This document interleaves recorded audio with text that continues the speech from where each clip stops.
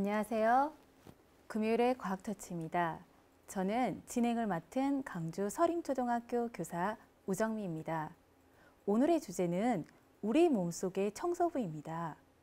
오늘 강연을 해주실 광주과학기술원 박대호 교수님을 모셔보겠습니다. 교수님 안녕하세요. 예, 안녕하세요. 네, 오늘의 주제가 우리 몸속의 청소부인데 어떤 주제인지 간단한 소개 부탁드립니다. 예.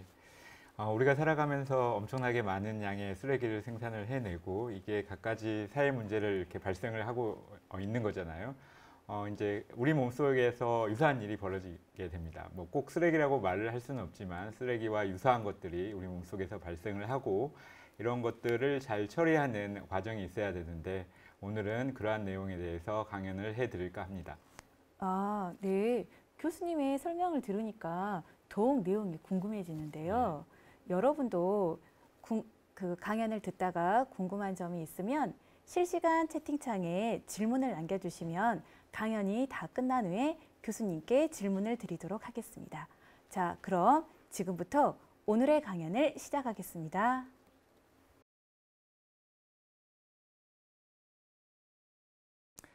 네, 여러분 안녕하세요. 강주과학기술원 생명과학부의 박대호입니다. 서두에 간략하게 말씀을 드렸지만 오늘 강연할 주제는 우리 몸속에서 쓰레기란 어떠한 물질이 생기는 현상에 대해서 한번 알아보고 이러한 쓰레기들이 우리 몸속에서 어떠한 과정을 통해 가지고 없어지는지에 대해서 한번 얘기를 해볼까 합니다. 사실상 이제 코로나 때문에 여러분들하고 직접적으로 대면으로 이렇게 얼굴을 마주보고 얘기를 하면 더 좋을 것 같긴 한데 상황상 그런 여건이 되지 않아 가지고 유튜브로 이렇게 보는 게 그나마 다행이라고 생각을 합니다. 그리고 오늘 강연이 여러분들한테 많은 도움이 되었으면 합니다. 본 강연에 들어가기 앞서 가지고 간략하게 한번 영화 얘기를 해볼까요? 아마도 여러분들 이 영화를 본 사람들이 꽤 있을 것 같은데 하나는 승리호라는 영화이고 다른 하나는 이제 월리라는 영화이죠. 그래서 이 영화를 본 사람들은 뭐 이 두 영화의 공통점을 생각을 해볼 수 있겠지만 그렇지 않는 사람도 있을 거라고 생각이 됩니다. 두 영화는 모두 다 먼 미래의 이야기이고 내용상으로는 지구 산업이 발전을 하고 너무나 많은 쓰레기들이 발생을 해가지고 이러한 쓰레기들을 잘 처리할 수 없기 때문에 결국은 이제 지구에서 사람들이 살아갈 수 없는 환경이 조성이 되게 됩니다. 그래서 저 월리라는 영화는 월리가 지구에 혼자 남아가지고 인간들은 모두 다 우주로 피신을 하고 혼자 남아서 쓰레기를 처리를 하게 됩니다. 그리고 승리호라는 영화 역시 지구가 쓰레기 때문에 너무 황폐해지고 결국은 지구 밖 궤도에서 사람들이 살아가게 되죠. 그리고 저 승리호의 주인공들은 그러한 쓰레기를 치우는 역할들을 해내게 됩니다. 여하튼 우리 인간이 살아가면서 산업이 발전을 하고 많은 생활 과정 동안에 이러한 쓰레기들을 만들어내고 영화에서도 예상이 되듯이 여러 가지 문제를 야기하고 있습니다. 비단 이러한 문제는 영화에서 일어나는 일뿐만이 아닙니다. 우리가 현실적으로도 쓰레기 문제가 많은 문제를 일으키고 있죠. 바다에서 보시는 바와 같이 많은 양의 쓰레기가 있고 여러분들 혹시나 이제 신문이나 뉴스를 보게 되면 해양 생물의 뱃속에 가득 찬 플라스틱 쓰레기를 볼 수가 있죠. 이렇듯 바다에서도 많은 양의 쓰레기가 버려져 있고 이러한 쓰레기들이 심각한 환경 문제를 야기하는 것으로 알려져 있습니다. 뭐 그 인간이 이러한 쓰레기를 치우려는 여러 가지 정화 활동이 있긴 하지만 여전히 역부족인 것 같습니다. 이러한 일은 비단 바다에서뿐만 아니라 우리가 살고 있는 가까운 곳에서도 많이 일어나죠. 우리가 살아가면서 많은 양의 쓰레기를 생산을 해내고 이러한 쓰레기들이 잘 처리가 되지 않으면 많은 문제를 야기하게 됩니다. 집에서도 마찬가지죠. 우리가 집을 잘 정리하지 않으면 그림에서 보는 바와 같이 집이 쓰레기도 가득 차 있죠. 이러면 우리가 살아갈 수가 없겠죠. 그래서 여러분을 비롯해서 엄마, 아빠 모두 다 집안을 잘 정리하고 쓰레기를 이렇게 치우려는 노력들을 많이 하게 됩니다. 그렇다면 우리가 생활을 하고 활동을 하면서 이러한 쓰레기들이 많이 만들어지게 되죠. 쓰레기를 그냥 놔둬도 될 텐데 왜 굳이 쓰레기를 치워야 할까요? 이유가 너무 명확하죠. 첫 번째는 쓰레기가 너무 많으면은 환경이 너무 지저분하는 거잖아요. 그래서 어떠한 청결 유지를 위해서 쓰레기를 치우는 게 필요하고 앞서 언급이 되었듯이 환경이 쓰레기로 가득 차게 된다면은 해양 생태계 한 예로 들었었는데 이러한 것들에 이제 문제가 생기게 되는 거죠. 그래서 우리가 생성해낸 이런 쓰레기들을 잘 치워내야 되는 그런 상황이 있습니다. 더불어 가지고 이러한 쓰레기들은 우리 건강과 밀접한 관련이 있는데 우리가 제때 쓰레기를 잘 치우지 않으면 이러한 쓰레기가 결국은 우리한테 어떠한 질병을 일으키는 병원균의 매개체로 활용이 될 수가 있겠죠. 그래서 항상 쓰레기를 잘 처리하고 잘 치워야 합니다. 제가 이제 사실 환경론자는 아니고 쓰레기를 어떻게 치워야 된다, 어떻게 처리를 해야 된다 이러한 내용이 오늘의 강연 내용이 그러한 것은 아닙니다. 그래서 제가 오늘 이제 강연할 내용은 말씀드렸듯이 우리 몸속에서 앞서 말했던 내용의 그런 쓰레기들과 유사한 것들이 발생을 하는지 만약에 발생을 한다고 하면 우리 몸속에서 이러한 쓰레기들을 어떻게 치울지 이러한 것들에 대해서 얘기를 해볼까 합니다. 그렇다면 과연 우리 몸속에서 쓰레기가 생길까요? 이게 이제 첫 번째 질문이 되겠죠. 여러분들 이렇게 보면은 어떤 게 이제 우리 몸속에서 쓰레기가 될 수 있을까? 또는 내가 보는 우리 겉모습에서 어떤 게 쓰레기가 있을 수 있을까? 이런 생각을 많이 할 수가 있겠죠. 그렇다면 우리 몸속에서 또는 우리 몸 표면에서 보이는 쓰레기들이 어떤 것일까요? 이게 이제 말을 하면은 앞서 쓰레기는 결과적으로 우리가 필요 없는 어떠한 물건들이잖아요. 이런 것들을 이제 쓰레기로 정의를 할 수 있다고 하면 몸속에서도 마찬가지입니다. 우리 몸이 필요로 하는 부분들이 있고 그렇지 않는 부분들이 있는 거죠. 그렇지 않는 것들은 우리 몸이 쓰레기로 간주를 하고 얘네들을 재빨리 잘 처리를 해야 잘 처리를 해야 됩니다. 그러한 관점에서 보게 되면 우리 몸속에서 발생되는 쓰레기들 종류를 보면 보이는 슬라이드의 내용과 같습니다. 이제 이게 우리 몸속에서 발생하는 그런 물질들은 아니지만 외부에서 들어오는 세균이나 기생충, 바이러스 이런 것들은 우리 몸의 일부분이 아니기 때문에 우리 몸이 얘네들을 쓰레기로 인지를 하는 거죠. 그렇기 때문에 잘 제거를 하고 없어져야 되는 것들입니다. 또한 이제 우리 몸속에서 자체적으로 발생하는 여러 가지 쓰레기들이 있는데 죽은 세포나 대사 후 산물, 그다음에 세포 내 물질, 단백질이나 핵산 이런 것들이 쓰레기가 될 수가 있습니다. 세포들은 한번 만들어지면 영원히 살 수가 있는 것들은 아니죠. 인간처럼 언젠가는 죽게 됩니다. 그렇기 때문에 이런 죽은 세포들은 몸속에서 더 이상 필요로 하지 않기 때문에 쓰레기로 간주가 되는 것이죠. 그래서 얘네들 역시 잘 처리가 돼야 되겠죠. 그다음에 여러 가지 대사산물들, 대사는 크게 우리가 음식을 먹고 그다음에 나머지 부분들을 이렇게 배출하는 이것도 큰 의미에서 대사가 될 수가 있겠고 세포 수준에서 여러 가지 이제 그 대사들이 일어나죠. 이런 대사 과정 동안에 생기는 여러 가지 부산물들 이런 것들도 더 이상 세포나 우리 몸이 필요로 하지 않기 때문에 우리 몸에서 쓰레기로 간주가 됩니다. 그래서 이런 것들을 잘 치워야 되는 거죠. 그렇다면 이렇게 우리 몸에서 발생되는 쓰레기들 종류에 대해서 간략하게 좀 알아봤잖아요. 이러한 쓰레기들이 과연 그러면 우리 몸에서 어떻게 처리가 될까요? 간단하게는 우리가 쉽게 인지할 수 있는 부분은 보이는 슬라이드와 같습니다. 그래서 첫 번째는 땀을 통해 가지고 이러한 쓰레기들을 치울 수가 있는 거죠. 땀의 역할이 이런 쓰레기를 치우는 역할에 한정되어 있는 건 아니지만 그 역할의 중요한 부분이 바로 우리 몸속에서 생성된 여러 가지 노폐물, 쓰레기들을 치우는 방법 중에 하나가 되겠습니다. 그다음에 여러분들 운동 열심히 하고 오랫동안 씻지 않고 그러면은 몸 이렇게 피부에 더러운 것들이 덕지덕지 붙어 있죠. 그렇기 때문에 이러한 것들 역시 우리 몸이 결과적으로 우리 몸에 필요치 않는 부분들을 피부 쪽으로 세포 밖 쪽으로 이렇게 밀어내게 됩니다. 이런 것들이 때의 형태로 나타나게 되는 거죠. 그래서 이런 때 역시 우리가 생각할 수 있는 쓰레기를 치우는 방법이 되겠습니다. 그다음에 우리가 매일같이 하는 그런 일상사에서 일어나는 대사 활동, 먹고 좀 표현이 그렇긴 한데 싸고 이런 것들이 다 쓰레기를 치우는 방법들이 될 수가 있겠죠. 이런 개체 수준에서 쓰레기를 치우는 방법들이 보이는 바와 같이 땀으로 노폐물을 쓰레기를 배출을 한다거나 아니면은 대소변을 통해 가지고 이러한 쓰레기를 배출을 한다거나 이런 방법들이 있습니다. 근데 이건 이제 아주 큰 의미에서 쓰레기를 어떻게 치우느냐 이런 것으로 좀 생각을 해볼 수가 있겠고 우리가 이제 개체 수준이 아니라 셀 수준에서 이런 것들이 어떻게 처리가 되는지 그 내용에 대해서 한번 알아보도록 하겠습니다. 우리 몸에서 이 쓰레기를 치우는 작용을 크게 봐서는 엔도사이토시스, 내포작용이라고 하는데, 이 내포작용은 이제 쓰레기를 치우기 위해서 만들어진 작용, 이렇게 말하기는 어렵습니다. 기본적으로 세포라는 이 구조체가 세포 내부와 외부를 이렇게 서로 움직여야 되기 때문에 여러 가지 활동들이 일어나게 되는데, 세포 내외부는 결과적으로 세포막으로 갈라져 있는 거죠. 이런 세포막을 가로질러 가지고 여러 가지 활동들이 일어나게 되는데, 그 활동 중에 하나가 바로 내포작용입니다. 내포작용은 여기 그림에서 설명되어 있는 것과 같이 세포 외부의 어떠한 물질을 세포 내부로 이렇게 끄집어 당기는, 이렇게 함입하는 그런 작용을 통칭해 가지고 내포작용이라고 하는 것이죠.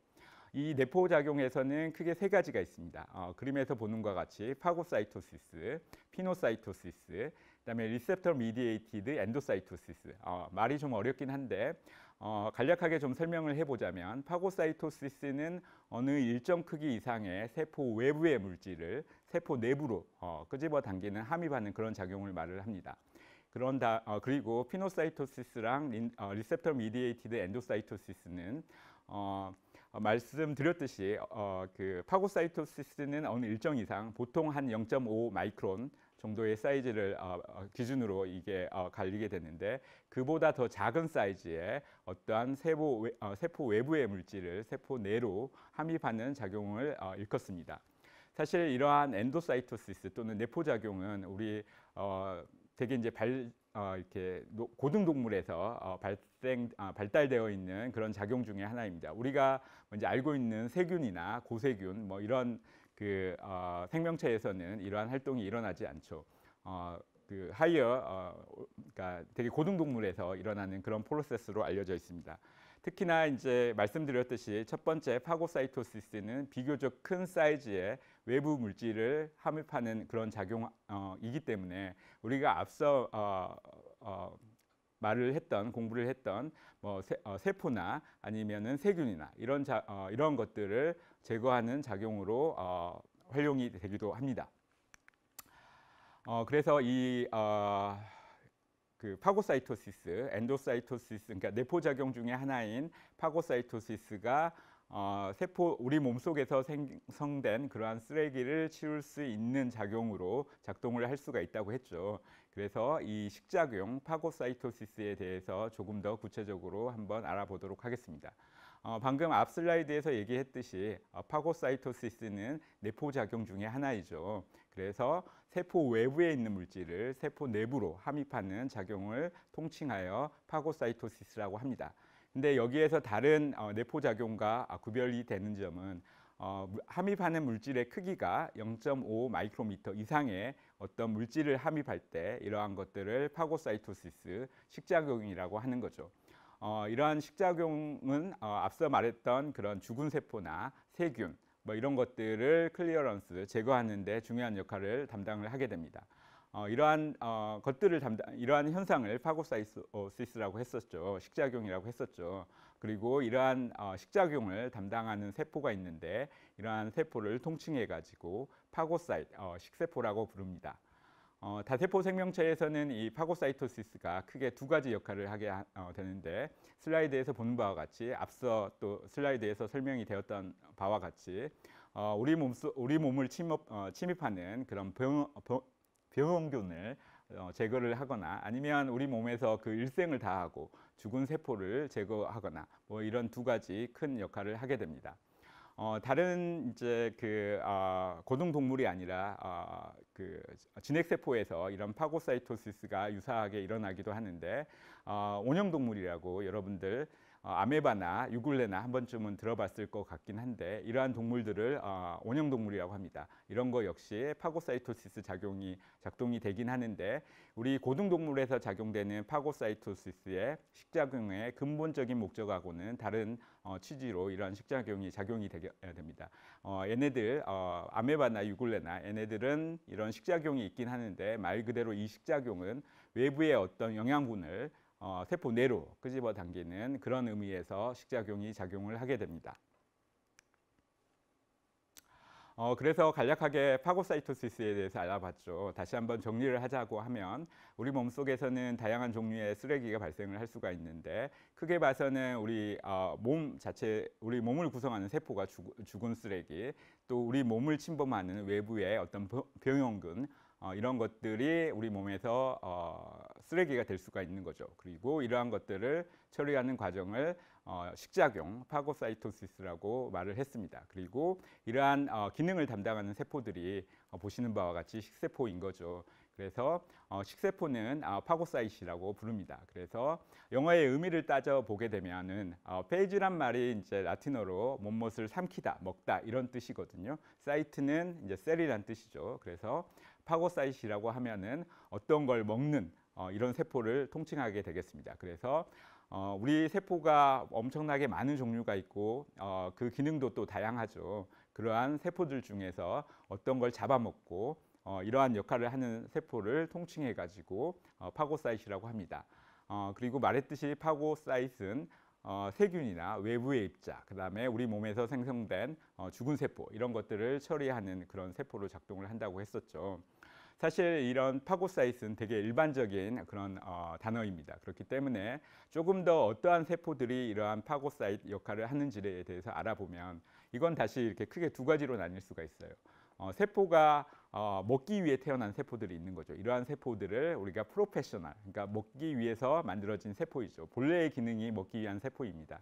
이러한 세포들을 프로페셔널 파고사이트 이렇게 부르고, 그렇지 않고 나의 본 기능은 다른 게 있어요. 원래 나의 목적은 다른 어떠한 기능을 담당을 하는 건데 somehow 이 먹는 기능까지 하는 거죠. 이런 것들을 non-professional phagocytes라고 부릅니다.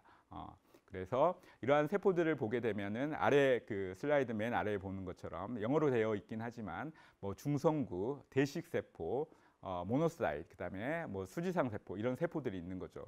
특히나 마크로페이지나 그러니까 대식세포나 수지상 세포 같은 경우는 먹기 위해서 태어난 세포들입니다.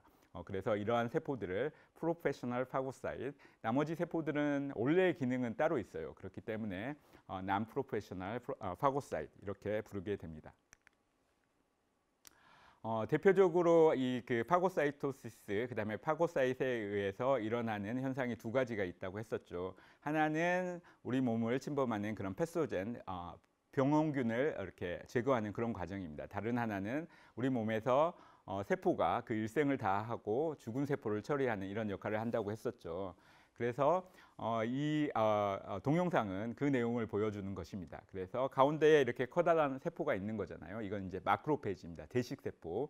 그 다음에 막대기 모양처럼 이렇게 조그맣게 있는 거죠. 이건 우리가 알고 있는 대장균입니다. 그래서 대식세포가 대장균을 잡아먹는 모습을 보여주는 그림입니다. 보는 바와 같이 한 개의 세포가 있음에도 불구하고 엄청나게 많은 대장균을 잡아먹는 모습을 볼 수가 있죠. 다음 그림은 이건 이제 대장균에 비해서 훨씬 더 크고 일반적인 세포보다는 훨씬 더 커요. 보이는 이렇게 길다란 선처럼 보이는 지렁이처럼 보이는 건 선충인데 선충 역시 이제 우리 몸을 감염시키는 그런 기생충 중에 하나이죠. 보이는 것과 같이 선충이 있으면은 이쪽으로 대식세포들이 엄청나게 몰려들게 됩니다. 그렇게 해가지고 둘러싸가지고 이런 그 기생충을 죽이게 되는 거죠. 우리 그 꿀벌통을 생각을 해보면 꿀벌통에 저기 그 말벌이 침입을 하면은 꿀벌들이 달라 들어가지고 말벌을 이렇게 죽이게 되잖아요. 그런 현상과 되게 유사합니다. 물론 이제 작용하는 기전은 다르긴 하지만 이런 기생충이 우리 몸을 감염을 시키게 되면은 보는 동영상과 같이 이런 식세포들이 달라 들어가지고 이런 기생충을 제거하는 역할을 하게 됩니다. 다른 하나는 마지막으로 이제 다른 작용 중에 하나가 우리 몸속에서 죽은 세포들, 이런 죽은 세포들을 제거하는 그런 역할을 해낼 수가 있다고 했었죠. 그래서 지금 이제 많은 세포들이 있는데 붉은색의 세포가 사실 죽은 세포예요. 그 다음에 이 붉은색의 세포를 삼키는 세포가 대식세포인 거죠. 그래서 죽은 세포랑 이 대식세포를 같이 놓게 되면은 이 대식세포가 죽은 세포를 잡아먹는 현상을 볼 수가 있습니다. 그러한 현상은 보여드렸던 동영상에서 볼 수가 있는 것이죠. 그래서 지금까지 내용을 이제 간략하게 한번 다시 정리를 해보게 되면 우리 몸에서 쓰레기를 처리하는 그런 작용이 있다고 했죠. 이건 내포작용 중에 하나인 식작용이고, 이런 식작용을 담당하는 세포가 파고사이트, 식세포라고 했습니다. 이 식세포는 크게 우리 몸에서 두 가지 역할을 해낸다고 했었죠. 하나는 우리 몸을 침입하는, 감염시키는 그런 패소전을 클리어런스하는 역할을 하는 거고, 다른 하나는 우리 몸 속에서 죽은 세포들, 이런 죽은 세포들을 처리하는 그런 역할을 담당을 하게 됩니다. 그렇다면 하나씩 이 파고사이트이 어떻게 우리 몸을 이렇게 감염시키는 병원균을 클리어런스 제거하는지에 대해서 한번 알아보고, 다음으로 우리 몸 속에서 생성된 죽은 세포들을 어떻게 제거하는지에 대해서 알아보도록 하겠습니다. 사실 이 그 식작용 파고사이토시스에서 가장 중요한 부분 중에 하나는 pR을 구분을 해내는 거죠. 그래서 여기 식세포, 예를 들어서 대식세포가 있다고 하면 이 대식세포가 얘를 쓰레기로 간주를 해야 되는데, 얘가 쓰레기인지 그렇지 않는지를 구별할 필요가 있겠죠. 우리 사람 같은 경우는 이제 오감기관이 있기 때문에 눈으로 볼 수가 있고, 코로 냄새를 맡을 수가 있고, 귀로 들을 수가 있는 거죠. 그렇기 때문에 저 물체가 쓰레기인지 아니면 나한테 필요한 물건인지 이런 것들을 알 수가 있겠죠. 하지만 이제 세포 수준에서 그걸 생각을 해보면 그게 쉽지는 않습니다. 세포가 눈이 있는 건 아니잖아요. 그래서 세포가 얘가 쓰레기인지 아닌지를 아는 방법이 우리가 사물을 인지하는 방법하고는 다르게 작동을 하는데, 이건 모든 세포에서 동일하게 작용을 합니다.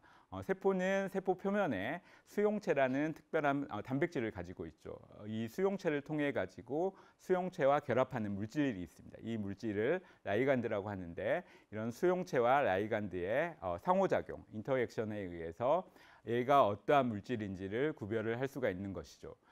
그래서 식균 작용에서도 마찬가지입니다. 이렇게 식세포가 있고 저쪽에 어떤 그 박테리아, 세균이 있다고 가정을 해보게 되면 얘를 한번 이제 만져보는 거죠. 그래서 만져보고 나서 얘가 세균이다, 이러한 표지를 하게 된다고 하면 얘가 제거돼야 될 쓰레기구나, 이렇게 인지를 하는 거죠. 그래서 첫 번째는 이런 식균 작용에서 식세포와 그 다음에 이런 병원균, 백테리아와 간의 상호작용에 의해서 얘가 백테리아인지 아니면 제거되지 말아야 될 물질인지 이것들을 인지를 하게 됩니다. 그래서 이러한 과정을 통해 가지고 식균 작용이 일어나는 거죠. 전체적으로 식균 작용을 보게 되면 우리 몸 속에서 이제 패소젠이 인펙션을 하게 되게 되면 우리 몸이 가만히 기다리고 있지 않아요. 이 패소젠이 일어나면 되게 액티브하게 얘네들을 빨리 처리를 해야겠죠. 그렇지 않으면 우리 몸에 어떠한 질병을 일으킬 수 있기 때문에, 그렇기 때문에 이제 패소젠이 우리 몸에 들어오게 되면은 파고사이트이 패소젠 쪽으로 몰려들게 됩니다. 이러한 과정을 유도라고 하는데, 사실상 이러한 그 패소젠, 백테리아, 세균들이 여러 가지 물질들을 분비를 하게 됩니다. 이러한 물질들이 이제 화학적인 어떤 그 유도체로 작용을 하는 거죠. 이걸 이제 케모 어트랙턴트라고 하는데, 이런 것들을 식세포가 인지를 하고 들어온 패소젠 쪽으로 리크루먼트가 일어나게 됩니다. 이게 이제 첫 번째 스텝이 되겠고, 두 번째 스텝은 말했듯이 가장 중요한 스텝이죠. 이게 패소젠인지 그렇지 않는지를 확인하는 과정이 필요합니다. 그래서 이 과정이 이제 인지 과정입니다. 인지 과정은 말씀드렸듯이 이 식세포에 이 패소젠을 인지하는 수용체가 존재를 하고, 이 패소젠에는 이 수용체와 결합을 할 수 있는 라이간드가 존재를 하게 됩니다. 대표적으로 알려져 있는 라이간드는 뭐 이제 LPS나 프라젤린 뭐 이런 것들이 있는데, 얘네들은 세포막을 구성하는 성분이라던가 아니면은 백테리아가 프라젤라를 가지고 있죠. 이런 프라젤라를 로테이션을 통해 가지고 이렇게 움직임을 만들어내는 거잖아요.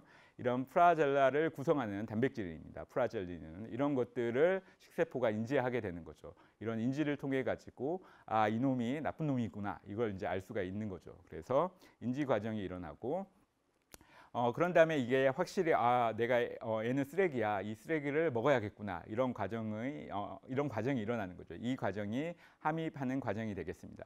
결과적으로 라이간드가 수용체에 결합을 하게 되면은 어떤 이제 시그널 신호 전달의 그 증폭이 일어나게 되고, 이렇게 인지된 패소젠을 세포 안으로 끄집어 당기는 그런 스텝이 발생하게 됩니다. 이러한 과정을 이제 함입 단계라고 하는 것이죠.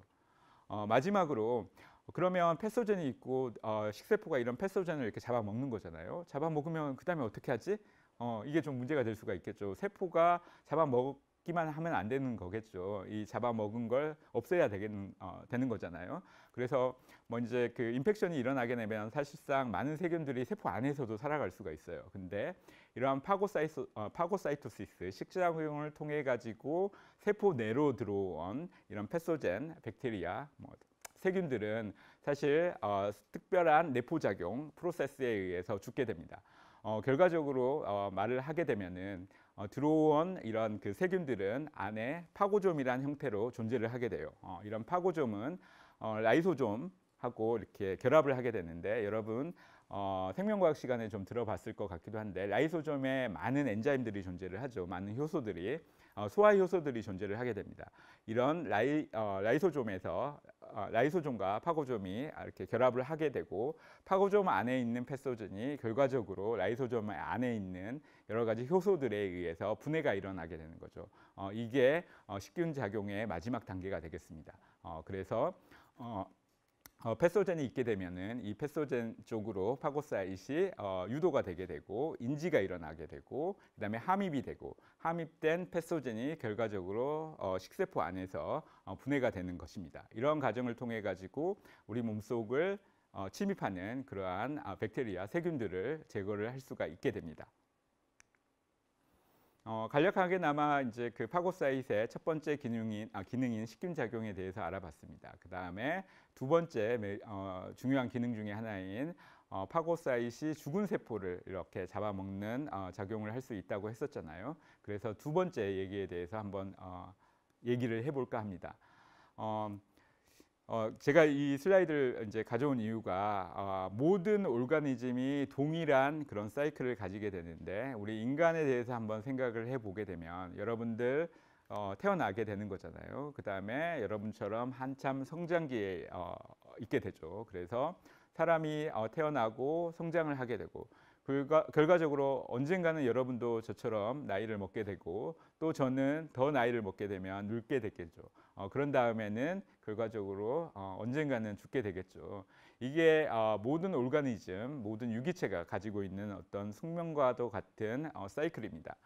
이러한 사이클은 비단 개체 수준에서만 일어나진 않아요. 한 예로 들어보게 되면 우리가 세포 수준에서 한번 보게 되면 세포 내에 단백질을 한번 생각해 봅시다. 단백질이 만들어지는 거잖아요. 그러면 이건 어떻게 보면 출생으로 생각을 할 수가 있겠죠. 그 다음에 단백질이 막 기능을 하겠죠. 그런 건 뭐 성장 뭐 이런 것들로 생각을 해볼 수가 있을 것 같고 단백질이 계속 기능을 하다 보니까 더 이상 이제 기능을 할 수가 없게 돼요. 그렇게 되면 이제 노화의 과정이 되는 거죠. 그리고 이 노화가 되게 되면 앞서 얘기했듯이 우리 몸에서 더 이상 필요 없는 존재가 되는 거잖아요. 그러니까 이제 쓰레기로 간주가 되고 없어지는 거죠. 세포 수준에서도 동일한 현상이 일어나게 됩니다. 똑같이 출생과 성장과 노화와 죽음의 과정을 거치게 되는 거죠. 그래서 세포가 하나의 세포에서 두 개의 세포로 되는 거죠. 이런 걸 이제 세포 분열이라 하는 거고 어떻게 보면 개체 수준에서 출생으로 볼 수가 있겠죠. 세포 역시 성장을 하게 됩니다. 뭐 이렇게 사이즈 면에서 커지기도 하고 여러 가지 이렇게 변화가 일어나 가지고 성장이 일어나게 되는 거죠. 그런 다음에 이 세포가 그 기능을 다하게 되면 언젠가는 그 기능을 할 수가 없기 때문에 노화에 이르게 됩니다. 이런 것들을 이제 전문 용어로 셀룰러 시네센스라고 그러는데 세포 노화라고 그러는데 이렇게 되면은 이 세포들은 결과적으로 아무런 기능을 할 수 없기 때문에 우리 몸에서 죽어 없어져야 됩니다. 그래서 세포 노화에 이르게 되면 세포가 죽게끔 프로그램이 되어 있습니다. 이런 걸 에이팝토시스, 자살 세포라고 세포 자살이라고 부르는 거죠. 그래서 결과적으로 우리 몸속에서 여러 가지 다양한 종류의 세포들이 만들어지게 되면은 이런 세포들이 결과적으로는 죽게 됩니다. 그래서 이러한 죽은 세포들을 처리해야 되는 그런 그 과정이 있어야 되는 거죠. 그렇다면 이런 자살세포가 우리가 아주 흔하게 좀 볼 수가 있는데 보시는 그림에서와 같이 올챙이가 개구리가 되는 과정에서 이러한 자살세포가 많이 만들어집니다. 꼬리가 없어지죠. 올챙이가 개구리가 되면서. 근데 이 꼬리가 잘려 나가서 없어지는 게 아닙니다. 개구리가 이렇게 만들어지면서 이 꼬리가 점점점 흡수가 되는 거죠. 이 흡수되는 과정에서 세포가 죽어 나가고 죽은 세포들이 몸속에 있는 식세포에 의해서 처리가 되는 과정으로 이런 올챙이가 개구리가 되는 과정을 거치게 됩니다. 그래서 자살세포는 이제 말했듯이 우리 몸속에서 더 이상 필요 없는 세포들이 만들어지게 되면 이러한 세포들을 죽여야 되는 거잖아요. 그래서 사실 필요 없는 세포들은 되게 다양합니다. 말했듯이 노화돼 가지고 더 이상 기능을 할 수 없거나 아니면은 이게 somehow 어떤 뮤테이션에 의해 가지고 이렇게 암으로 이렇게 발전을 할 수 있는 그런 세포들이 생기거나 이런 경우에 똑같이 다 죽어 없어져야 되는 세포들이죠. 그래서 여기에서 세포 자살 프로그램이 작동을 하게 됩니다.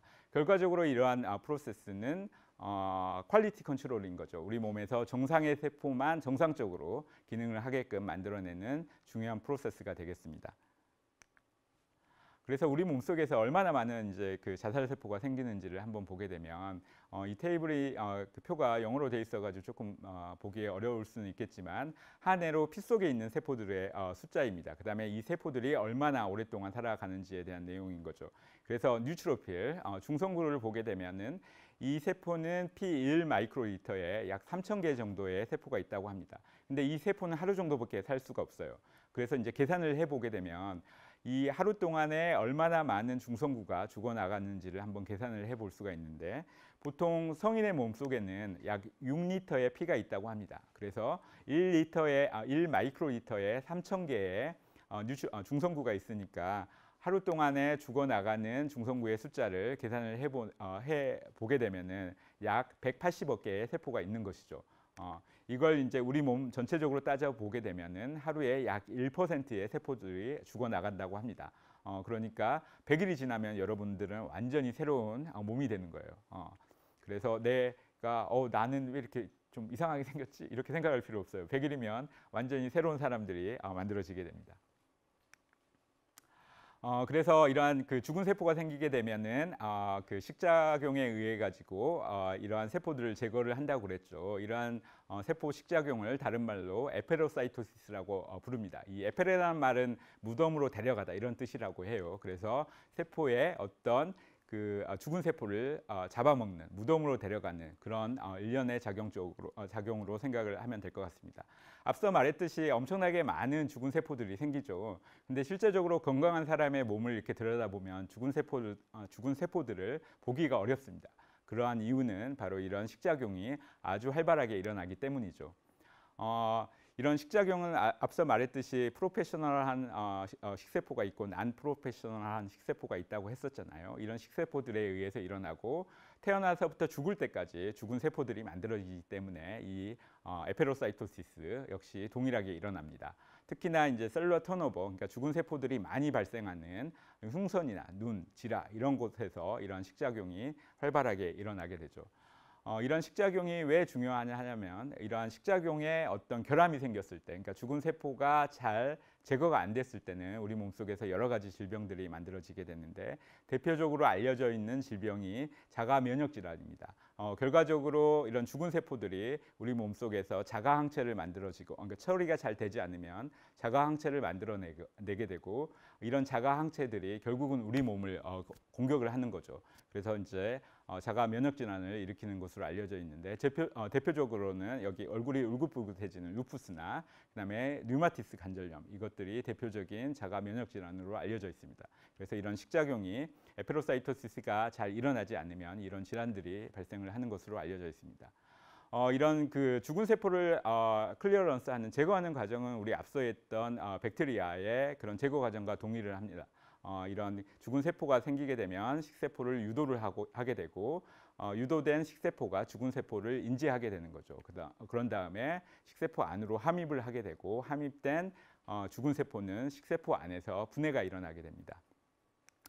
이 과정 역시 인지 과정이 가장 중요합니다. 결과적으로 살아있는 세포를 없애면 안 되는 거잖아요. 그래서 죽어있는 세포, 살아있는 세포 이 두 세포를 구별할 필요가 있는 거죠. 그렇다면 식세포가 어떻게 이렇게 죽은 세포를 구별을 할 수 있을까요? 이게 이제 의문인 거죠.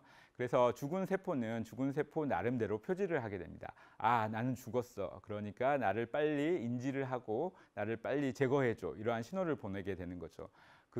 그러한 신호 중에 대표적으로 잘 알려져 있는 게 여기 그림에서 보는 것과 같이 안에 있는 이제 세포가 죽은 세포예요. 죽은 세포에 이렇게 그 PS라고 표시가 되어 있죠. 이게 사실 인지질인데 인지질 중에 하나인 포스파티딜세린이라는 인지질입니다. 이건 살아있는 세포에서 밖으로 돌출되어 있지 않아요. 죽어있는 세포에서만 밖으로 돌출이 되는 거죠. 세포가 이러한 PS, 포스파티딜세린을 인지를 하는 여러 가지 수용체를 가지고 있고 이러한 인지를 통해서 스페시픽하게 죽은 세포를 구별을 해낼 수가 있습니다. 여러분들 이제 과학 시간에 좀 배웠을 것 같긴 한데 우리 세포막은 이중층으로 되어 있죠. 그래서 바깥쪽 층이 있고 안쪽 층이 있습니다. 이런 두 층에 인지질이 박혀가지고 이런 바이레이어, 그러니까 이중층을 만들어내는 거죠. 이러한 인지질은 사실 구조를 보게 되면은 그 지방산 체인이 있고 그다음에 글라이세롤 백본이 있고 그다음에 파스페이트 그룹이 있는 거잖아요. 이런 형태로 되어 있습니다. 그다음에 이 파스페이트에 어떠한 장기가 달려 있느냐에 따라서 여러 가지 인지질이 결정이 되게 됩니다. 그래서 세린이 달려 있을 수도 있고 에탄올 아민이 달려 있을 수도 있고 이노시톨이 달려 있을 수도 있습니다. 이거에 따라서 이 인지질의 종류가 결정이 되는 거죠. 그래서 이러한 세포막이 이중층으로 되어 있다고 했는데 이러한 이중층은 인지질로 만들어져 있다고 했잖아요. 그리고 이러한 인지질에는 여러 가지 다양한 종류가 있다고 했죠. 보는 바와 같이 뭐 PC, PS, PI 이런 것들이 있습니다. 근데 이제 이 세포막의 특징 중에 하나가 대칭으로 구성이 되어 있지 않아요. 비대칭으로 구성이 되어 있습니다. 그래서 이 그림에서 보는 바와 같이 위쪽은 사실 이제 세포 밖쪽이고 아래쪽은 세포 안쪽입니다. 그래서 PS, 포스파티딜세린을 보게 되면은 세포 안쪽에 인지질 층에 위치해 있습니다. 세포 밖에는 없는 거죠. 이게 이제 정상적인 라이브 셀, 그러니까 살아있는 세포에 PS가 위치해 있는 형태입니다. 근데 세포가 이제 세포 자살을 하게 되면은 이것들을 유지해주는 여러 가지 엔자임들이 있는데 이러한 엔자임의 불균형이 일어나게 됩니다. 그래서 이 안에 있는 포스파티딜세린이 결과적으로 세포 외부로 노출이 되게 되는 거죠. 그래서 나는 죽어가는 세포야, 나는 죽었어라고 말을 하게 됩니다. 그렇게 되면은 식세포가 이 PS를 인지하는 수용체를 가지고 있고 이 수용체를 통해 가지고 죽은 세포인지 그렇지 않는 세포인지를 판별을 하게 되는 거죠. 그래서 죽은 세포, 특이적으로 식세포가 인지를 하고 함입을 하고 제거를 할 수가 있게 됩니다. 제가 이 식세포가 죽은 세포를 인지하는 과정에서 그 라이간드 그다음에 수용체의 상호작용이 되게 중요하다고 했었잖아요. 그리고 이러한 식작용에서 이 인지 과정이 어떻게 보면 가장 중요한 과정입니다. 그래서 그걸 보여주는 한 예를 가져왔는데 여기 보이는 동그란 게 그냥 우리 말하는 구슬 같은 거예요. 이 구슬 같은 거에다가 다른 두 종류의 인지질을 붙였습니다. 하나는 포스파티딜 콜린이라는 인지질이고 다른 하나는 포스파티딜 세린, 그러니까 죽은 세포를 표지하는 그런 인지질인 거죠. 그래서 그림에서 동영상에서 보는 바와 같이 포스파티딜 콜린을 붙이게 되면 잘 먹질 않아요, 이 식세포가. 근데 오른쪽에 보이는 그림과 같이 여기에 죽은 세포를 표지하는 포스파티딜 세린을 달게 되면 이 파란색으로 녹색으로 보이는 부분이 이제 식세포인데 식세포가 이 비들을 엄청나게 잘 먹는 모습을 볼 수가 있죠. 그렇기 때문에 이 인지질이 죽은 세포와 살아있는 세포를 구별하는 중요한 판별자가 된다, 이렇게 생각을 하시면 되겠습니다. 시간이 그렇게 많지 않아 가지고 사실 여러분들한테 더 많은 내용들을 더 자세하게 얘기를 하고 싶은데 그렇지 못한 점이 되게 안타깝고 아쉽습니다. 지금까지 한 내용을 한번 정리를 해보게 되면 우리 몸속에서도 우리가 생활할 때 만들어지는 쓰레기처럼 여러 가지 종류의 다양한 종류의 쓰레기가 만들어질 수 있다고 했죠. 그리고 이러한 쓰레기를 제거하는 과정을 식작용, 파고사이토시스라고 했습니다. 대표적인 쓰레기는 외부의 물질인 이제 백테리아, 세균 같은 것들이 될 수가 있겠고, 우리 몸속에서 자발적으로 만들어지는 죽은 세포도 더 이상 우리 몸이 필요로 하지 않기 때문에 쓰레기로 간주가 될 수 있다고 했습니다. 그리고 이러한 쓰레기를 치우는 세포들이 존재를 하는데 이런 세포들이 이제 통칭해가지고 파고사이트, 식세포라고 했었죠. 이 파고사이트의 대표적인 기능을 담당하는 세포가 마크로페이지, 대식세포입니다. 이 대식세포가 그러한 쓰레기를 처리하는 것들을 하는 것이죠. 그리고 이런 쓰레기를 처리함에 있어서 pR을 구별하는 게 되게 중요하다고 했었잖아요. 얘가 쓰레기인지 쓰레기가 아닌지, 얘가 살아있는 세포인지 죽어있는 세포인지 그런 것들을 구별을 하는 게 되게 중요하다고 했었죠. 그래서 식세포에 그러한 것들을 인지할 수 있는 수용체가 있고 대신해서 타겟되는 그러한 물질들은 이 수용체와 결합할 수 있는 라이간드가 존재한다고 했었죠. 그래서 이런 것들의 상호작용을 통해 가지고 얘가 쓰레기인지 그렇지 않는지를 구별을 해낼 수 있다고 했습니다. 여기까지 해가지고 오늘 강연을 마치고 혹시나 지금 본 강연에 있어가지고 궁금한 점이 있으면 여러분들 유튜브에 올려놓으시면 제가 최대한 충실히 답변을 해 보도록 하겠습니다. 네, 경청해 주셔서 감사합니다.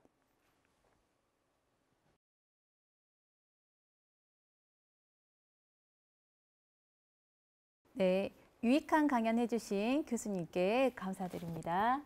그럼 지금부터 질의응답 시간을 가지도록 하겠습니다. 첫 번째 질문입니다. 사람이나 동물에서 식균이나 세포 식작용을 못하는 질병도 있나요?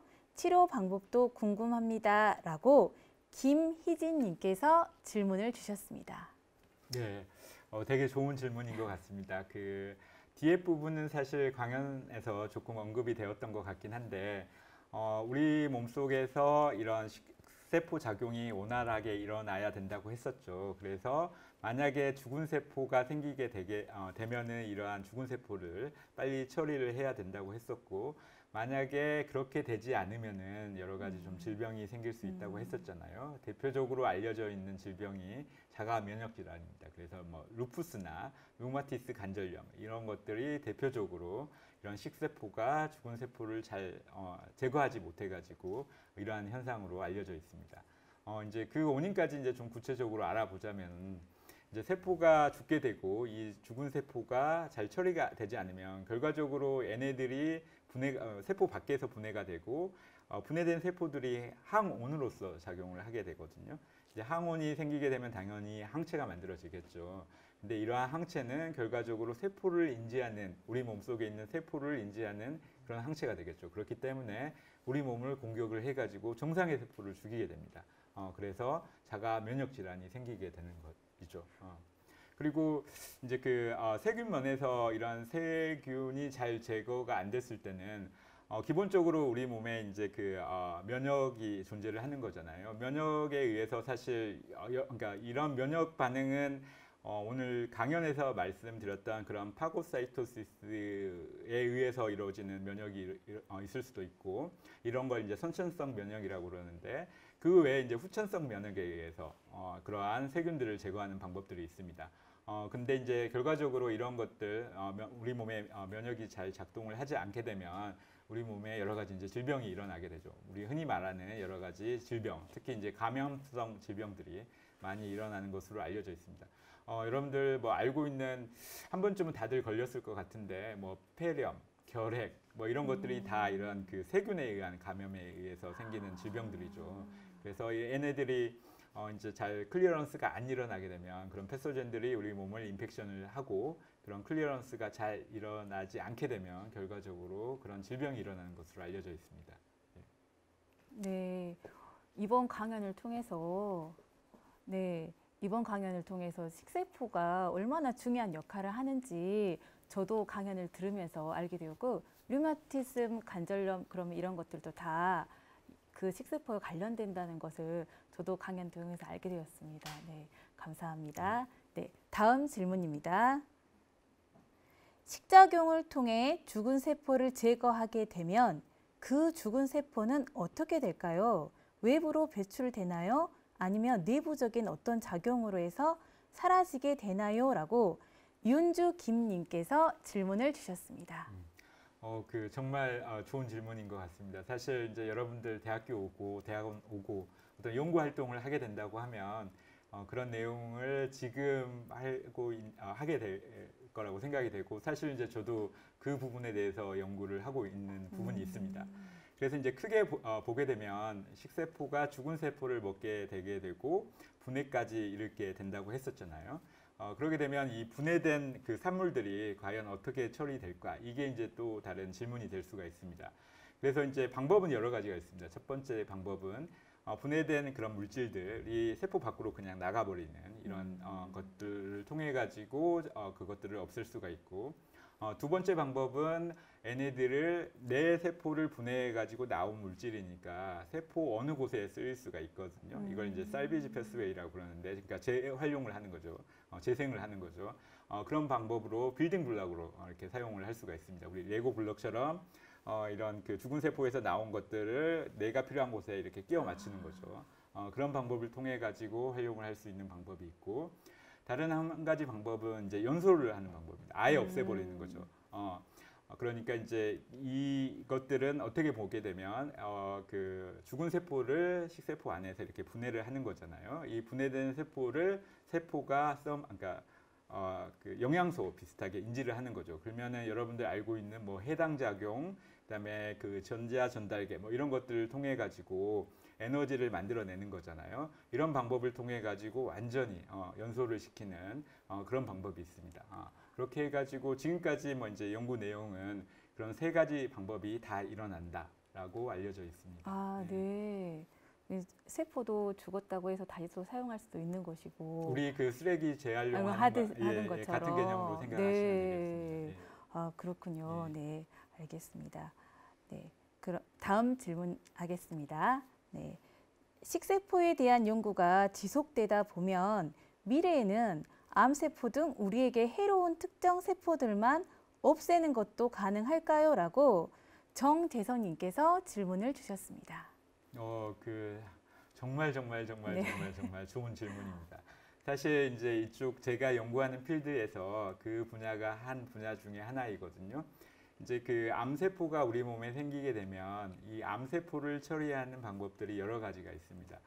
첫 번째 방법은 이제 여러분들이 조금 더 이제 높은 수준의 이제 생물학을 공부를 하게 되고 면역학을 공부하게 되면 면역에는 크게 두 가지가 있거든요. 이런 선천성 면역, 후천성 면역 이 두 가지가 있습니다. 그래서 이 암세포 역시 이 선천성 면역과 후천성 면역에 의해서 제거가 될 수가 있거든요. 이제 후천성 면역은 여러분들 한 번쯤은 이제 그 들어봤을 것 같긴 한데 T 림파구, 이 T 림파구가 암세포를 공격을 해가지고 암세포를 죽이는 방법이 있습니다. 이렇게 해가지고 암을 제거하는 방법이 있고, 다른 방법은 이제 선천성 면역에 대해서 제가 그 강연에서 말씀드렸듯이 대식세포, 이 마크로페이지가 원래 이런 캔서셀을 이렇게 클리어런스 하게끔 디자인되어 있어요. 그러니까 먹게끔 되어 있는 거죠. 이 암세포가 있고 대식세포가 있으면 이 똑같이 수용체 리간드 인터액션에 의해서 이 암세포를 먹게 디자인되어 있습니다. 근데 암세포가 이걸 피할 수 있는 방법을 나름 개발을 한 거죠. 이제 그게 이제 들어가면 그 제가 그 이렇게 먹게끔 만들어내는 라이간드가 있다고 했었잖아요. 근데 이 암세포에는 먹게끔 만들어내는 라이간드가 있기도 하지만 못 먹게 하는 라이간드도 존재를 합니다. 이런 못 먹게 하는 라이간드가 많이 발현이 되어 있기 때문에 마크로페이지가 얘네들을 원활하게 제거를 할 수가 없는 거죠. 그래서 이제 학생이 질문을 했듯이 그게 이제 되게 유망한 분야 중에 하나입니다. 예를 들어서 이제 캔서가 어떻게 보면 인류 최대의 그런 그 지상 목표가 되어 있는 거잖아요. 그래서 이제 면역학적으로도 그런 방법을 이제 그런 캔서를 제거하려고 많이들 노력을 하고 있고, 최근에 이제 각광받는 부분 중에 하나가 그런 선천성 면역을 통해 가지고 식세포를 통해서 이러한 캔서셀을 제거를 해 가지고 캔서를 치료하는, 암을 치료하는 그런 방법들이 활발하게 연구가 되고 있습니다. 질문하는 학생도 공부를 열심히 하셔가지고 나중에 연구자의 길을 걷게 된다고 하면 아주 훌륭한 연구자가 될 수 있을 것으로 생각이 되네요. 네. 그러니까 현재 이제 이런 것들도 앞으로 연구가 되고 있다고 하니까 네, 이 분야에 대해서 연구가 잘 되면 우리 그 사람들에게 아주 유익한 그렇습니다. 실제적으로 이제 이러한 부분들을 응용을 해가지고 치료제들이 나오고, 그러니까 아직 이제 그 시판되는 치료제는 아니긴 하지만 이제 클리니컬 트라이얼, 그러니까 임상 수준에서 시험이 되고 있습니다. 말했듯이 이제 한 가지 방법이 그런 그 못 먹게 하는 시그널이 있다고 했잖아요. 예. 라이간드가 이러한 예. 시그널을 없애는 방법들이 있는 거죠. 이런 방법을 응용을 해가지고 대식 세포가 암 세포를 잘 잡아먹게끔 만들어내는 그런 이제 약들이 개발되고 있는 것이죠. 네. 알겠습니다. 네. 이런 약들이 빨리 개발돼가지고 저희에게 이렇게 암 환자들이 많이 있는데 예, 예. 도움이 되면 더욱 좋겠습니다. 예. 네, 알겠습니다. 다음 질문입니다. 식균 작용 시 쓰레기인지 아닌지를 인지한다고 하는데 혹시 이 과정에서 문제가 일어나 쓰레기가 아닌데 식균 작용이 일어나는 사례도 있나요? 라고 최은영님께서 질문을 주셨습니다. 그 학생들의 수준이 보통이 아닌 것 네. 같습니다. 저희 대학원 수준보다 훨씬 더 높은 것 같아요. 질문하는 그 네. 난이도가. 그래서 질문은 잘못해가지고 얘네들을 그러니까 뭐 그 먹지 말아야 될 것들인데 먹는 경우가 발생을 하느냐 뭐 이런 케이스 있잖아요. 네. 근데 충분히 가능하다고 생각은 되는데 근데 말씀을 했듯이 기본적으로 먹게끔 하는 시그널이 존재를 하는 거고 이 시그널이 존재를 하지 않으면 먹지를 않는 거죠. 그리고 이제 또 한 가지 더 추가적으로 말씀을 드리자고 하면은 그 먹는 시그널과 먹지 못하게 하는 시그널이 아주 정교하게 밸런스가 되어 있습니다. 그러니까 사실 이제 캔서셀뿐만 아니라 일반의 그러니까 정상의 세포들도 내가 죽어 있지 않으면은 먹어야 되는 시그널을 절대 노출하지 않는 거죠. 대신해서 먹지 말아야 될 시그널을 노출을 하고 있습니다. 이렇게 해가지고 못 먹게 하는 거죠. 캔서셀도 이제 이걸 이용을 하는 건데 그러니까 먹게 하는 시그널을 가지고 있긴 하지만 먹지 못하게 하는 시그널을 훨씬 더 많이 가지고 있는 거죠. 그렇게 해서 이제 결과적으로 못 먹게 하는 것이거든요. 그래서 시스템상 먹지 말아야 될 정상의 세포를 먹게끔 디자인되어 있지는 않고 제가 아는 한 이제 그러한 현상은 안 일어나는 것으로 알고 있거든요. 근데 모르죠. 이제 사실 끝이 없는 거잖아요. 우리가 알지 못하는 부분들이 있기 때문에 그러한 그러한 일들이 충분히 가능하다고 생각이 됩니다. 근데 현재까지 알려지거나 뭐 보고된 바는 없는 것으로 알고 있습니다. 네. 그러니까 이제 이런 사례는 일어나지 않는 것으로 생각해도 되겠네요. 네, 알겠습니다. 다음 질문입니다. 신체적인 장애, 예를 들어서 뭐 손가락이 붙어 있거나 뭐 손가락 개수가 다르다는 그런 장애인 경우에 세포 자살 프로그램이 잘 이루어지지 않은 것으로 보아야 하나요? 라고 이희정님께서 질문을 주셨습니다. 이것도 되게 좋은 질문인 것 같습니다. 네. 그 말했듯이 그 이제 세포 자살이 일어나는 경우가 여러 가지 뭐 그 과정 동안에 일어날 수가 있는데 가장 이제 대표적으로 일어나는 과정이 이제 발생 동안에 그다음에 조직 항상성 동안에 그러니까 셀이 계속 그러니까 뭐 이렇게 기능을 다해서 나가서 새로운 세포로 이제 대체돼야 되고 이러한 부분들을 이제 통칭해가지고 항상성이라고 하는 거죠. 그다음에 그 발생은 개구리를 예를 들어가지고 설명을 했었잖아요. 그래서 개구리 꼬리가 죄송합니다. 그 올챙이 꼬리가 없어지는 과정이 이런 세포 자살에 의해서 없어지는 현상이라고 말씀을 드렸었고 그렇기 때문에 이제 이 세포 자살은 특히나 발생에서 엄청나게 중요한 역할을 하게 됩니다.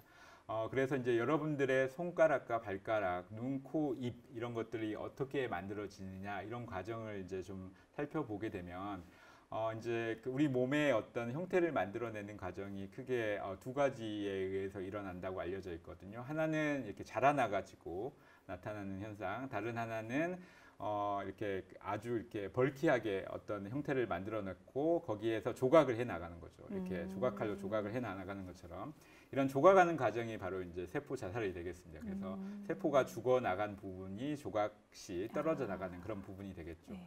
그래서 이제 손가락 같은 경우가 대표적인 그런 예로 알려져 있습니다. 그래서 손가락이 만들어질 때 손가락이 이렇게 하나씩 자라는 게 아니라 이렇게 이런 식의 모양이 생겼다가 이 그 손가락 사이에 존재하는 세포가 죽게 되는 거죠. 이렇게 죽게 되면은 이런 손가락 모양이 만들어지는 것으로 알려져 있습니다. 그렇기 때문에 이제 데벨롭먼트상에 죽어야 될 곳에 죽지 않고 다른 곳에 죽는다거나 아니면 죽어야 될 곳에 살아버린다거나 네. 이렇게 하면은 이제 손가락 개수가 뭐 틀려진다거나 이런 현상이 충분히 일어날 수 있을 것으로 생각이 됩니다. 네. 그러면 세포 자살 프로그램이 잘 이루어지지 않는 것으로 보는 것이 예, 예, 맞겠네요. 가능합니다. 예, 그런 예. 것도 다 이러한 것들도 다 예. 그게 다 되겠네요. 그러니까 이제 그 인간 가지고 실험을 하기에는 좀 어렵잖아요. 예. 근데 이제 마우스, 그러니까 생쥐 가지고 유사한 실험을 한 실험들이 존재를 합니다. 그래서 그 실험을 보게 되면 세포 자살을 관장하는 여러 가지 단백질들이 있어요. 이러한 네네. 단백질을 하나 없애버리는 거죠. 그러면 세포 자살이 안 일어나겠죠. 예. 프로그래밍이 이제 망가지게 되니까. 예. 이렇게 되면은 이제 그 손가락 개수가 틀려진다거나 발가락 개수가 틀려진다거나 이런 현상들이 일어나는 것으로 알려져 있습니다. 네. 이런 것도 다 우리 그런 세포 자살과 다 그렇죠. 관련돼 있다는 것을 맞습니다. 저도 이번 시간을 통해서 교수님 강연을 듣고 또 잘 알게 되었습니다. 네. 마지막 질문입니다. 네. 식세포가 우리 몸에 어느 정도 비율로 있을까요? 식세포가 많을수록 그만큼 병원군에 더 효과적으로 대응할 것 같은데 사람마다 면역력의 차이가 있듯이 식세포의 양이 다를까요? 라고 김윤지님께서 질문을 주셨습니다. 어려운 질문인 것 같긴 한데요. 일단은 식세포의 어떠한 기능을 담당할 수 있는 세포들을 제가 이제 크게 두 가지로 나눴었잖아요. 이제 전문적으로 하는 세포, 비전문적으로 하는 세포, 이 두 가지가 있긴 한데 비전문적으로 하는 세포는 거의 모든 세포를 사실상 포함을 합니다. 그러니까 우리 몸을 구성하는 거의 모든 세포가 파고사이트로 작동을 할 수가 있는 거죠. 그렇기 때문에 이제 절대적으로 어떤 파고사이트 넘버가, 그러니까 이 식세포의 숫자가 다르다, 사람마다 다르다 이렇게 말하기에는 조금 어려운 면이 없지 않아 있는 것 같고, 대신해서 이제 그 전문적으로 하는 이런 식세포들이 있었잖아요. 이건 이제 그 블러드셀이기 때문에, 그러니까 이런 피 속에 존재하는 그런 그 면역세포들이기 때문에 사람마다 약간의 좀 차이는 있을 것으로 예상이 됩니다. 그러니까 말씀드렸듯이 뭐 마크로페이지나 그다음에 그 수지상 세포 이런 세포들, 그다음에 또 이런 그 수지상 세포, 마크로페이지, 대식 세포, 수지상 세포 이런 세포들이 주로 하는 게 말씀드렸던 후천성 면역을 이렇게 활성화시키고 이런 역할들을 되게 많이 하거든요. 그렇기 때문에 사람마다 그런 그 면역성의 어떤 차이가 일어나는 게 거기에서 기인할 수도 있을 가능성이 충분히 있을 것 같습니다. 네, 그래서 사람마다 양이 다르고 그에 따라서 면역력을 갖게 되는 게 다르다라고. 예, 전체적인 내용, 그거. 그러니까 네. 우리 몸 전체적인 네, 숫자를 이렇게 좀 가늠하기는 좀 어려울 네, 것 네, 같고, 네. 대신해서 전문적으로 하는 식세포는 네. 다를 수도 있지 않을까, 네. 가능하다, 뭐 이런 생각입니다. 예. 네, 알겠습니다. 네, 그러면 이제 이상으로 질의응답 시간을 모두 마치도록 하겠습니다. 지금 그 질의응답과 강연해주신 교수님께 다시 한번 감사 인사드립니다. 네, 감사합니다. 네. 광주과학문화협회에서 두 가지 이벤트를 현재 진행하고 있습니다. 첫 번째는 금요일에 과학터치 강연을 들은 모든 분들을 대상으로 본강연 및 도입강연 소감, 실시간 질의응답을 한 경험을 바탕으로 후기를 작성해 주시면 채택되신 분께 소정의 상품도 준비되어 있으니 많은 참여 부탁드립니다. 두 번째는 금요일에 과학터치 강연을 수업에 활용하시는 선생님을 대상으로 수업 사례 공모전에 참여를 해주시면 올해 3차례에 걸쳐서 우수작을 선정하도록 하겠습니다. 다음 금요일의 과학터치 강연 안내입니다. 본강연은 6월 18일 금요일 저녁 7시 유튜브 실시간으로 순천향대학교 이만열 교수님을 모시고 줄기세포 어디까지 알고 있나요? 라는 주제로 강연 예정이며, 도입 강연은 강주 서초등학교 최미진 선생님께서 내가 만든 개구리 양배추 지시약이라는 주제로 강연 후 영상을 탑재하겠습니다. 많은 시청 부탁드립니다. 오늘은 우리 몸속의 청소부라는 주제로 광주과학기술원 박대호 교수님을 모시고 강연을 들어보았습니다. 교수님과는 여기서 끝인사하도록 하겠습니다. 교수님 감사합니다. 네, 수고하셨습니다. 네. 금요일 저녁을 금요일의 과학터치와 함께 해주신 시청자 여러분, 앞으로도 금요일의 과학터치 많은 사랑 부탁드립니다. 감사합니다.